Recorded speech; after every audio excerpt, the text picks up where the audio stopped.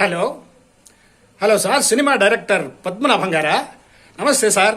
మీ సినిమాలో నాకు ఒక వేషం ఇచ్చారు సార్, ముసలి క్యారెక్టరు.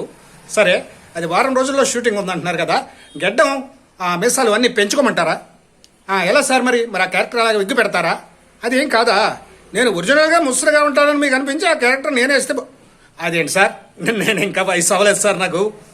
నేను హీరో వేషాల గురించి ప్రయత్నిస్తాను, మీరు పెద్ద డైరెక్టర్ కదా, పిలిచారు, ఇస్తున్నారు, వేషం వేయకపోతే బాగోదాను. వస్తాను సార్, తప్పదు కదా, వస్తాను సార్, వస్తాను. Okay okay sir.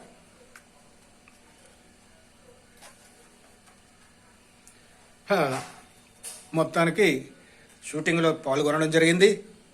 షూటింగ్లో పాల్గొన్నాక ఆ సినిమా రిలీజ్ అవ్వడం జరిగింది. 2 తెలుగు రాష్ట్రాల్లో హీరో కన్నా నేను వేసిన ముసలి వేషానికి బాగా రెస్పాన్స్ వచ్చింది. సూపర్. కానీ మా మనవరాలు ఏమంటుంది, తాత ఈ దెబ్బతో ఇంకెయ్యొద్దు ముసలి వేషాలు, హీరో వేషమే వెయ్యి అంటుంది.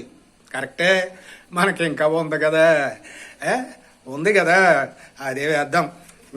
ఏదో ఫోన్ వచ్చింది. హలో, దిగ్విజయ ఫిలిమ్స్ వారా? నమస్తే సార్, ఏం చెప్పండి, మీ సినిమాలో ముసలి వేషం ఉందా?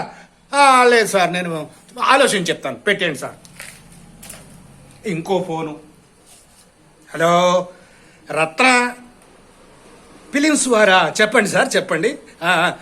మీ సినిమాలో ముసలి క్యారెక్టర్ ఉందా? పెద్ద క్యారెక్టరా? వెయ్యాలా? నేను ఆలోచించి మా ఇంట్లో ఫోన్ చేసి చెప్తాను సార్, ఫోన్ పెట్టేయండి సార్. అమ్మో అమ్మో అమ్మో, ఈ ట్రెండ్ ఇలా మారిపోయింది. ఇంకో ఫోన్ వచ్చింది.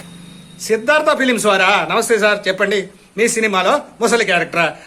సరే సార్, నేను ఆలోచించి ఓ సంవత్సరంలో చెప్తాను సార్, ఫోన్ పెట్టేయండి సార్. రామరావు, మన జాతకం ఎలా మారిపోయింది. హీరోగా వెలిగిపోవాలనుకున్నాం, ఆఖరికి ముసలి వేషాలు వేయడానికి అందరూ పిలుస్తున్నారు.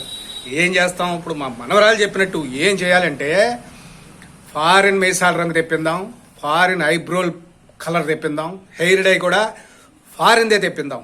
అవన్నీ వేసుకుని టిప్ టాప్గా తయారైతే ఈ ముసలి వేషాల గురించి మనల్ని ఎవరు అడగడు.